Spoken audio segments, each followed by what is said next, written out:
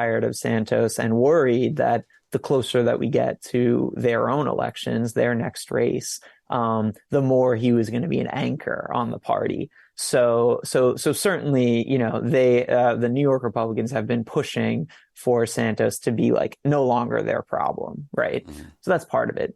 The other thing that concretely changed was that this ethics committee investigation came out. And I mean, it's incredible reading. It's a lot of it was kind of like deepening what I have in the book, like about his sort of improper use of all sorts of campaign funds and stuff. The key is that the ethics committee had the bank statements, right? They could actually look on where the money went and where it came in and stuff like that. So I think a lot of Republicans, once that came out, it was kind of like, we don't really have a great excuse to say there's not enough evidence to expel him. And so it was a bit of a forcing mechanism to kick him out. So now that he's been kicked out, and I understand as I'm reading the details that, at least for the time being, he still has the privilege of being on the floor, using the gym, using the dining area. Yeah. It's interesting to see what he'll do. What do you think post-Congress he is going to do with his life? He's one of the most famous liars in the country. How do you translate that into a career? Yeah. Oh no, I know. It's fascinating. And he needs to make money, He doesn't have a ton of money and he has serious legal bills, right? Yeah. So, I mean, the first thing that's looming is his criminal trial and prison time, right? That is a real threat and is coming soon for him.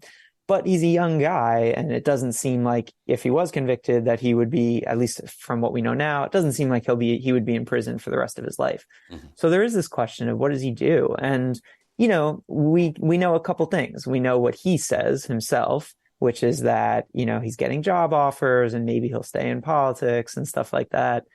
But as we know, who do you think would hire George Santos? I know. Well, I mean, and this is the thing. It's the George Santos experience because he says the offers are flying. That's his first album right there, the George Santos experience. So what I would say more definitively is like the way to know what he's going to do is to look at what he's done in the past. And so that's what I did in the book. And, I have these fun scenes in the book of how obsessed he is with entertainment, reality TV. He's a big Miley Cyrus fan, the Real Housewives.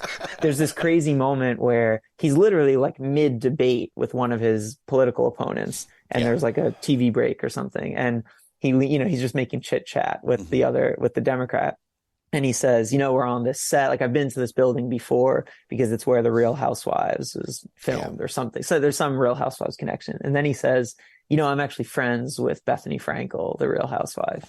And the Democrat's like, okay, nice. So I could totally see reality television as a exactly. That's where we're going. Yeah, I do think that is the world that he could find himself in. Dancing with the Stars. That's Survivor.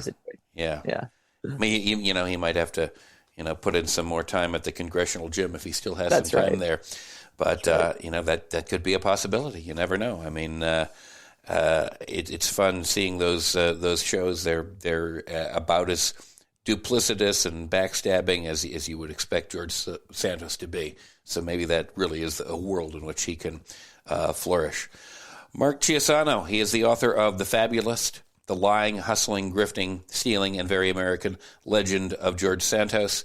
Thank you so much for being with us today on Facepalm America. Thanks again. Appreciate it. Thanks for being with us today on Facepalm America. I want to thank Ace Elson and Rosabelle Hine for producing this program. You can reach us again at 202-656-6271 if you want to call or message us. And you can go to facepalmamerica.com, where I urge you to direct your friends. Facepalmamerica.com, they can listen to past episodes, engage with us on social media, and every time you refer a friend, it helps what we do. It helps us produce more episodes of this program for you to enjoy.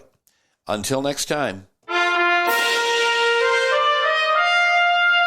enjoy the day.